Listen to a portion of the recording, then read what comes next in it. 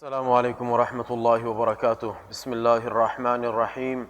الحمد لله رب العالمين والعاقبة للمتقين والصلاة والسلام على المبعوث رحمة للعالمين نبينا محمد وعلى آله وصحبه ومن اهتدى بهديه واقتدى بسنته إلى يوم الدين وبعد. As we continue inshaAllah with the series on the Seerah of the Holy Prophet sallallahu alaihi wasallam, in the last couple of episodes we discussed those of the leaders from amongst the Jews who refused to accept Rasulullah sallallahu alaihi wasallam's nubuwwah and the message with which Rasulullah sallallahu alaihi wasallam had been sent and commissioned into this world by Allah subhanahu wa ta'ala.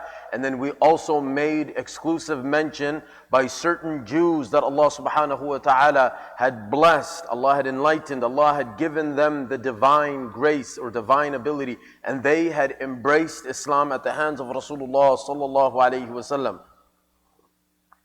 Further to this discussion, today we now mention the story of an individual who was very unique, a very special individual, and an individual who we know as Salman al-Farisi radiyallahu anhu. Salman radiyallahu anhu, his name according to some was Abdullah, and he was also known as Salman al-Khair, goodness, because goodness, Salman was filled with goodness radiyallahu anhu. He was also known Salman bin Islam, Salman the son of Islam. It was Islam that shaped Salman radiyallahu anhu. The mentor, the guide for Salman radiyallahu anhu was Islam. What an excellent father, Islam, and what an amazing son, Salman radiyallahu anhu. Salman al-Farisi, the name with which he has become famous. This is his story on how he accepted Islam. There's difference of opinion amongst the scholars as to what age Salman radiyallahu anhu had reached. Some are of the opinion that he is from the time of Isa alayhi salam. And the span, the duration of length between Isa alayhi salam and Rasulullah sallallahu alayhi wasallam is almost 600 or so years, 560 or so years. So some are of the opinion that Salman radiyallahu anhu lived for that long. Now others are of the opinion perhaps he didn't live to see Isa alayhi salam. He wasn't from the era of Isa alayhi salam himself. He was from the era, the time of one of the Hawariyun, one of the disciples of Sayyidina Isa alayhi salam. Others said no, he wasn't from that era also. That's again that's well perhaps over 450, 500 years. They said that Salman radiyallahu anhu had reached an age 350 years plus. And the most authentic or perhaps reliable from the opinions and the different versions regarding the age of Salman radiyallahu anhu, and here there's perhaps, I guess, unanimous decision, because even those that said he reached 600 have to agree with this, that he had reached definitely more than 250 years of age. Salman radiyallahu anhu has lived many, many years. He comes from a very special family in Hormuz, which is a land in Persia, and in Hormuz, a town or an area by the name of Huyay is the area that Salman radiyallahu anhu belongs to. He is by creed, from the Zoroastrians, from the fire worshippers, and his father happens to be the chief of a tribe of the Zoroastrians. And Salman radiyallahu anhu grows up in this family who are all kings. Their ancestors were either rulers or governors or kings, and from the progeny, from this family comes Salman radiyallahu anhu. Hafidh ibn Hajar Asqalani rahimahullah has mentioned, if you were to ask him his name, he would tell you Abdullah. If you ask him his maternity, where did you come from, what is your family, your forefathers, your family tree, what is it like, he would tell you, I am the son of Islam. And if you ask Salman radiyallahu anhu regarding his property and wealth, he would tell you that it is nothing other than poverty. And if you ask Salman radiyallahu anhu regarding his clothing is taqwa, which is the fear of Allah subhanahu wa ta'ala. And if you ask Salman radiyallahu anhu regarding his shop, the place where people go to purchase things. His shop is the house of Allah subhanahu wa ta'ala, the masjid. If you ask Salman radiallahu anhu about his income, where does he get his money from? He will tell you his income is patience and perseverance in Allah. You ask Salman radiallahu anhu, what is his pillow, that which he rests and reclines on? He will tell you that it is wakefulness, staying awake in the pleasure of Allah. If you ask him what is his distinctive feature, what is it that made him stick out, that saying of Rasulullah sallallahu alayhi wasallam regarding Salman radiallahu anhu and none else, Rasulullah sallallahu alayhi wasallam said about him, innahu minni wa ana minhu. When the Ansar wanted Salman to be theirs, they wanted to claim Salman that he was one of theirs. The Ansar, meaning the helpers of Medina. So there are two groups amongst them. There's the Aus and the Khazraj. There were the Ansar, those that had made hijrah, those that were helpers of Rasulullah sallallahu alaihi wasallam in Madinatul Munawwara, and the second group of the others is those who had made hijrah, the Muhajirun. So the Ansar used to say that Salman is ours. The people of Medina wanted to claim him to be theirs. The Muhajirun, those who had migrated from Mecca to Medina, used to say that Salman is ours. And when this little confusion rose amongst them, Rasulullah sallallahu alaihi wasallam came to arbitrate and mediate and conclude, innahu minni wa ana min. He is from us. Innahu minna ahl al-bayt. He is from the family of Rasulullah sallallahu alayhi wasallam.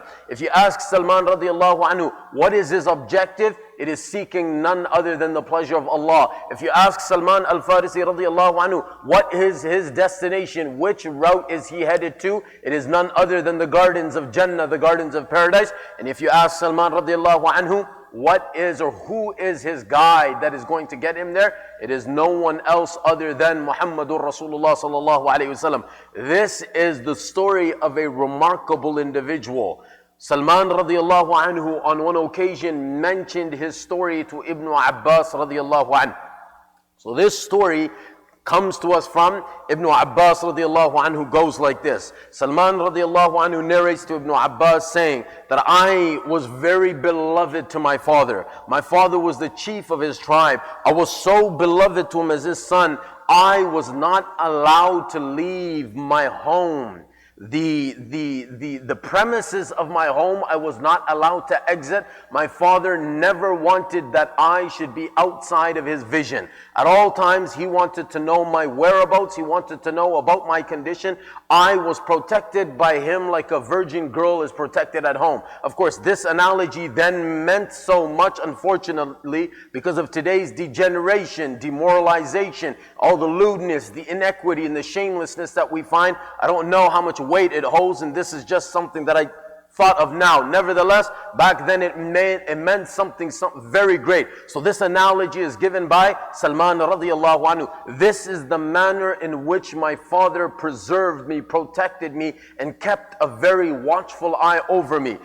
He had appointed me to take care, to become the caretaker and the guard for one of the fires inside of one of the temples. Now these are temples which are worshipped, in which the worship of the Zoroastrians takes place. There are people who have very great reverence and honor for fire. They worship this fire. So I was appointed by my father over one of these temples to make sure that the fire inside of this worship house never extinguishes. This was my appointment. This is the work, the task that I had been assigned by my father himself. It just so happened that on one occasion my father became very occupied and busy with some construction work. On this occasion alone, my father had appointed me to go into the farmlands and to take care of something in the farms of one of the lands. And my father warned me very, very clearly not to be late. He wouldn't tolerate my being away from him for so long. And on this occasion, where he had no other option but to release me, he told me very clearly and sternly that I must return on time before the setting of the sun. Salman radiallahu anhu goes on, narrates, I just so happened to leave. I departed from my home. And en route to where I was going, where it was that my father had appointed me to be for that task that he had assigned, I happened to pass by a church in which Christians were worshiping and praying. And the manner in which they worshiped and prayed, it was very appealing to me. I was very fond of the manner in which I saw these people worshiping and praying inside of this church. I was en route to take care of the task appointed to me by my father, and this is what I had witnessed. And now I was very fond, I was very attracted to this form of worship. I told myself that this religion, Christianity, is far better than ours. Our religion of Zoroastrianism. And so with this thought in mind, meanwhile, my father, because I had been late, I was attracted to this form of worship by the Christians in the church. Naturally, I had become late, and my father had given me very clear instructions to return home before it becomes late. My father had sent out somebody in search of me. He had grew restless. He wanted to know why I had not returned home until then, despite the fact that I had told him not to be late. So my father sent out someone in search of me. When he came to me, he found me, and with him I returned. By then the sun had already set. Nevertheless, I returned home to my father. When I come home to my father, I narrate to him everything that I had seen, encountered, and witnessed for myself. And I said, Father, this religion that I had seen these people practicing is a far greater religion than ours. My father said, no, this religion of ours is much greater than theirs. When I told my father no, I insisted, and I was stubborn over the fact that their Christianity, their religion, their practice, their worship and prayer was more beloved to me than ours. My father did not like this at all. So what my father did to me, to make sure that I don't manage to escape and let my eyes fall on something of that nature once again, he decided to shackle me inside of my very own home. And like this, I wasn't able to manage to escape. But just before I did leave, before the sun had set that same day, just before I managed to leave that place of worship, I happened to encounter an individual or some people there from amongst the Christians, and I asked them this question as to where is it that I can find this religion?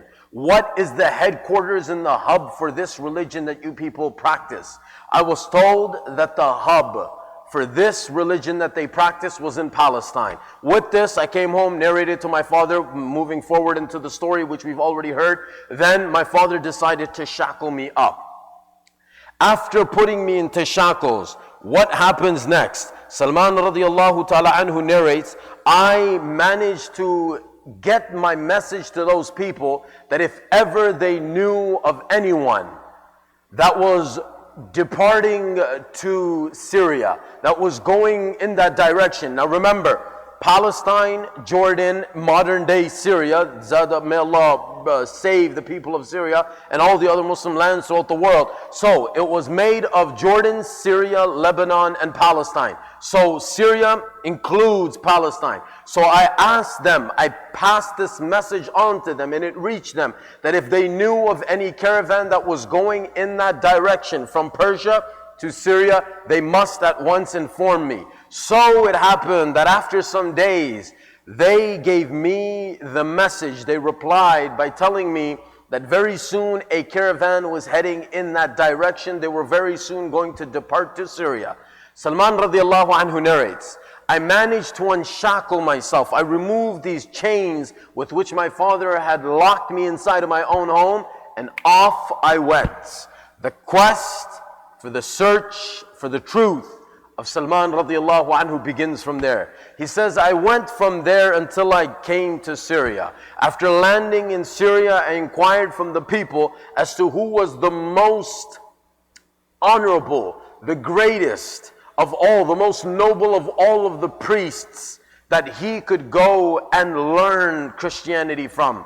They had guided me, they navigated me to so-and-so priest. So I went to this priest and I narrated my story to him. And after narrating my story to him, I informed him and told him that this religion of theirs, Christianity, was very beloved to me. And so I decided, after becoming very attached and attracted to Christianity, I decided to make this migration. I've come to you to learn the religion from you, to spend my days and nights in your company, and to learn how to worship and worship next to you. if you allow me to do so. This priest told Salman, there is no problem, you are free to do so. Salman radiallahu anhu narrates, I then began to spend my days and nights with this priest that the people had guided me to.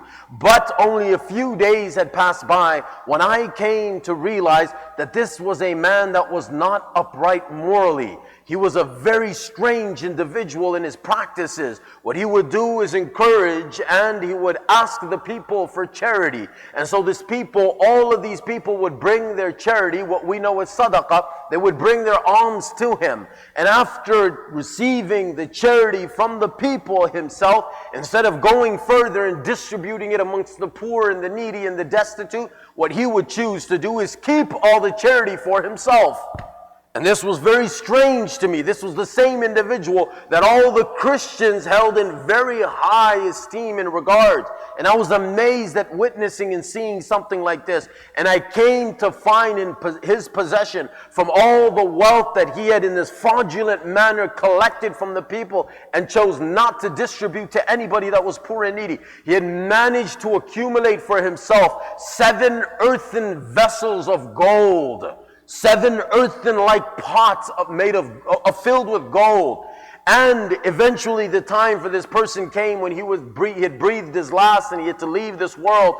And so the people, thinking well and wishing well of this individual that they held in very high esteem, they had all gathered for his burial, and they came so they could clad and shroud him and bury him and wash him and so on and so forth. That is when I took it upon myself to inform everybody of the truth. I said, this is a man who used to take charity from you and all the people, and he used to squander this wealth. He used to keep it for himself and refuse to give it to anybody that was in need. And he has collected and collected in this unlawful manner until he has made and hoarded for himself a treasure of 7 earthen vessels of gold. When the people were informed of this, they were extremely devastated. And instead, they refused to bury this man.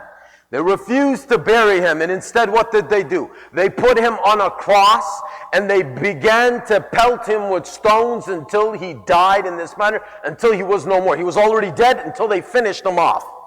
After this, he had appointed somebody else, or they had agreed just before he had died, somebody else, the next priest in line, he had been appointed.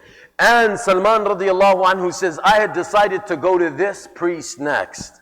But boy, what a change, what a turn of events. I had never seen anybody who was more abstinent from the things of this world. He didn't care one bit about the things of this world. And this was a man who was devoted to the life hereafter. And this was a man who was engaged in his prayers. Another priest, Salman radiallahu anhu, is now in his company. He says, there was nobody that was more beloved to me than this particular priest. Nevertheless, his time to leave this world was coming to a near. And so I asked him on this occasion, as he was about to leave this world, you are going to depart from this world very soon. Who is it that you appoint me to go to learn and practice Christianity from?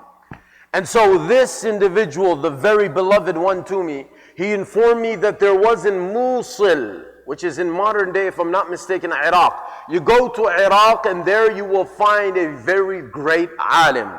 And so I decided to migrate and go upon this journey once again until I came to Mosul. And he has gone from one to the next, and now he's come to the third. He's left Zoroastrianism, went to one priest, was not approved of, comes to the second one. This one's about to leave this world. He guides him to the one in Mosul. He comes to Mosul. And then he spends his time with him until that one dies. He's about to leave this world, but before he leaves, he guides Salman radiallahu anhu to another one in Nasibain. So Salman radiallahu anhu continues in his quest for the truth. And so he comes to this alim, to the scholar of Christianity in Nasibain.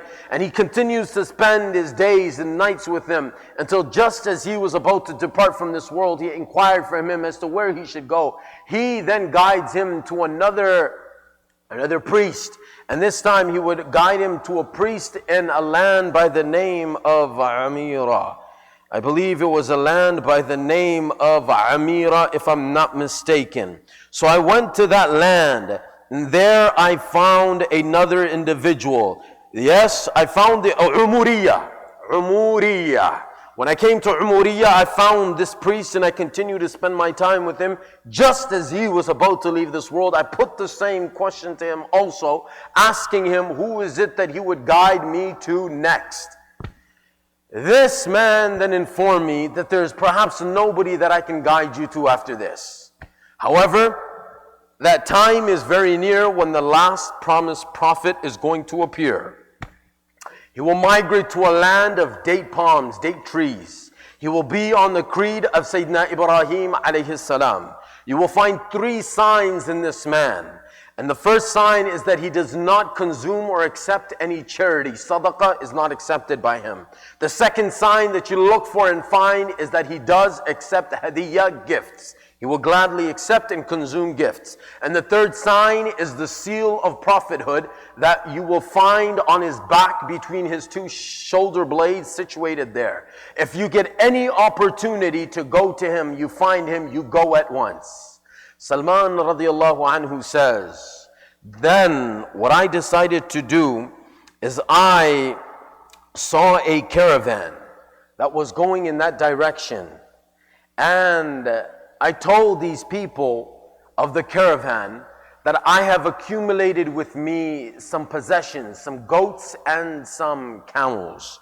And what I would like to do, not goats and camels, goats and cows.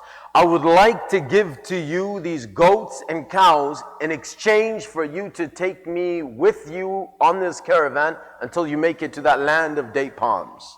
I thought I was going in the right direction, when all of a sudden I realized that these people of this caravan were treacherous. We came to a land by the name of Qura, when all of a sudden they decided to sell me to a Jew. And so this Jew then took me with him. And I went with this Jew and we came to a land where there was date palms. And I started to think to myself that this might just be the land that I had been told by that last alim in Umuriyah. But when I realized, unfortunately, that this Jew also proved to be treacherous when he sold me to another Jew from the Banu Qurayza. I was sold to this Jew. The hadith of Imam Bukhari rahimahullah mentioned, Salman radiallahu anhu said, like this I was sold, bought and sold 10 different times. Nevertheless, I finally made it with this individual Jew from Banu Qurayza until he reaches Madinatul Munawwara. And when I came to Madinatul Munawwara, I used to live with him. I realized that this land, the land of date palms, was that land that I had been promised. This must be that land. And by this time, Rasulullah ﷺ had already been commissioned in Mecca. But I was in the dark about it because I was in bondage. I was stuck with my master. And I used to tend to his date palms. This is the work that he had appointed me and assigned me. And I continued to do this. And after some time, Rasulullah ﷺ had made hijrah from Makkah to Al-Mukarramah. He had made hijrah to Madinatul Munawwara. By the time he had reached the city of Quba, when he had reached Quba, on that occasion, one day when I was perched on top of one of these date trees, my master's father's brother's son, his first cousin, came to him and he said, "Oh, may Allah destroy the Qila." The Qila is another name for the Ansar of Medina. May Allah destroy them. They have gathered in Kufa, in Quba, around a man who claims, a Meccan man, person of Mecca, who claims that he is the prophet and the messenger of Allah. Salman radiallahu anhu says, boy, oh boy, lo and behold, the moment I heard these words when I was perched on a tree, I was so ecstatic and overwhelmed with joy that my body, a shiver ran down my entire spine, my body. And I couldn't control myself had it not been for Allah protecting me and keeping my heart intact. Like Allah said about Musa alayhi salam's mother, لَوْلَا أَرَّبَطْنَا عَلَىٰ قَلْبِهَا لِتَكُونَ مِنَ الْمُؤْمِنِينَ. Had her heart not been controlled by Allah, she would have made it known to the people that Musa is my son, bring him to me. But no, Allah made it easy for her to be able to control herself. Salman radiallahu anhu says, I was able to control myself. Had it not been for that, I would have probably fell off of the tree and landed on top of my master. This conversation between my master and his cousin takes place. After some time, When I had come down, they had of course seen a change in my face, but they didn't ask. Until I myself decided to ask the cousin of my master, what is it that you people were talking about earlier? When my master saw me, and when he heard me asking this question to his cousin, with fury, he slapped me, or he hurt me in a very harsh manner. He threw, whether it's a punch, whether it's he hit me really hard. He said, what do you need to know about this? Why do you care? This is none of your business. Nevertheless, I continued in this manner. That evening finished. And when that evening finished, I decided at that time, by then Rasulullah ﷺ had reached Madinatul Munawwara, I decided that I would go to Rasulullah ﷺ. So whatever little wealth I had accumulated by then, I took this to Rasulullah ﷺ in the evening. This is when Rasulullah ﷺ is still in Quba. So Rasulullah ﷺ is in Quba. I went to Quba to see Rasulullah ﷺ. When I came to Rasulullah ﷺ, I saw him sitting with the companions. And so I told the Prophet ﷺ that you and your companions are needy. I have with me some charity. Why don't you accept this for yourself and the companions? Rasulullah ﷺ replied that I don't consume charity. I don't accept this. However, he took it and he gave it, spent it on the Sahaba radiallahu anhum, and they took it. Salman radiallahu anhu says, by Allah, this was the first of the signs that I was promised to look for, and I found that he does not consume charity. I went back to work to my master, and I continued to work with him. After some time, after a few days, when Rasulullah ﷺ had reached Madinatul Munawwara, I went back to Rasulullah ﷺ, and this time I realized that Rasulullah ﷺ, he was with the Sahaba radiallahu anhum. I brought him a gift.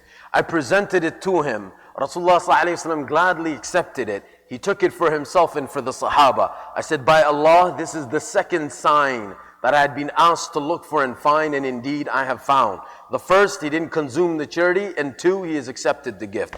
I went back. After some time, I came back to Rasulullah ﷺ a few days later. It just so happened to be that at that time there was a janazah. Rasulullah ﷺ was busy with in Jannatul Baqi', and with him were the Sahaba radiallahu anhum. Rasulullah ﷺ was sitting in the midst of the Sahaba radiallahu anhum.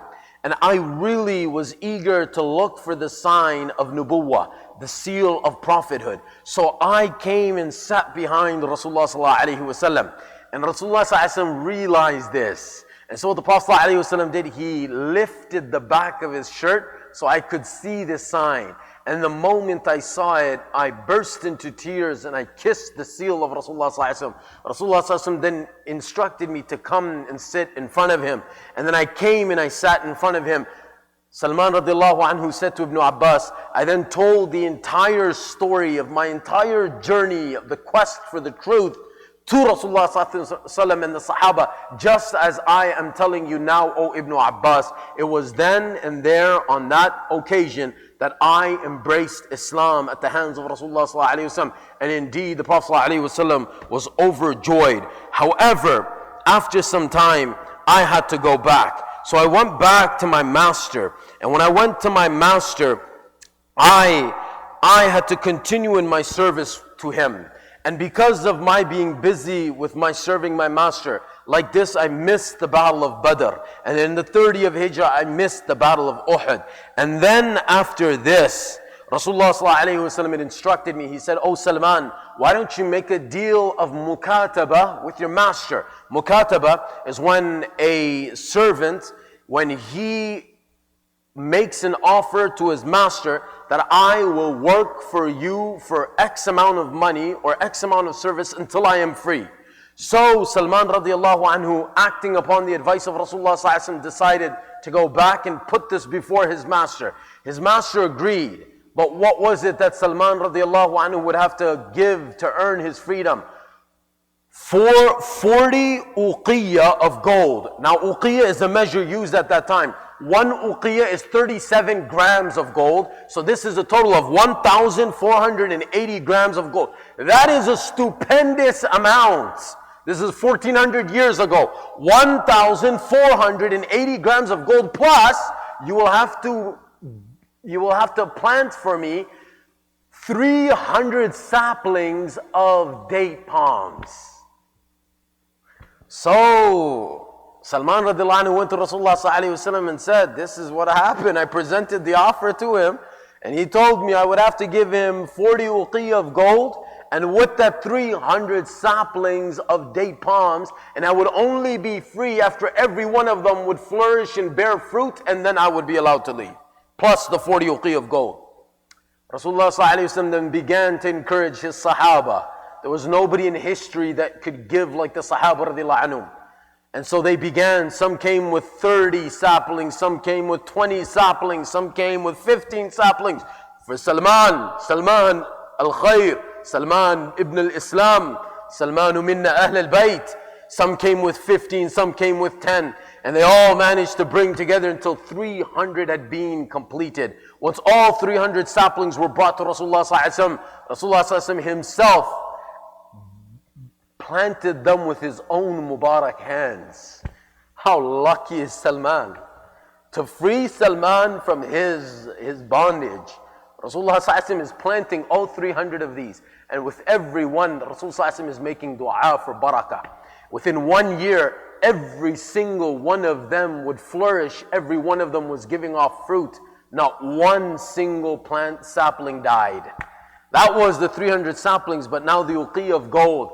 It just so happened on that occasion that a man had come to Rasulullah with a small egg size of gold, a very small amount. So Rasulullah asked, where is that mukatab slave?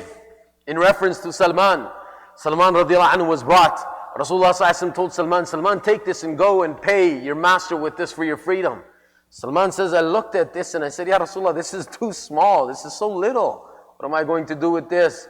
Rasulullah said, Allah will pay your debt for you, O Salman, go. With the same little amount, Allah will take care of it. Salman says, I weighted it, I measured it, and it came out to exactly 1,480 grams of gold, equivalent to the 40 uqiyah that he had asked of me. So I went to him, I gave it to him. The 300 saplings was set, the 40 uqiyah was given. I was a free man. I was only able to join Muhammad sallallahu alayhi wasallam in the Sahaba in the 5th year after Nubuwah, after Hijrah, in the battle of Khandaq. But for every single battle after that, I was very close next to Rasulullah sallallahu alayhi wasallam. What happens next? The erection of Masjid Nabawi alayhi salatu wasalam. Stay tuned tomorrow. Insha'Allah we will continue. Barakallahu fikum. Assalamu alaikum wa rahmatullahi wa barakatuh.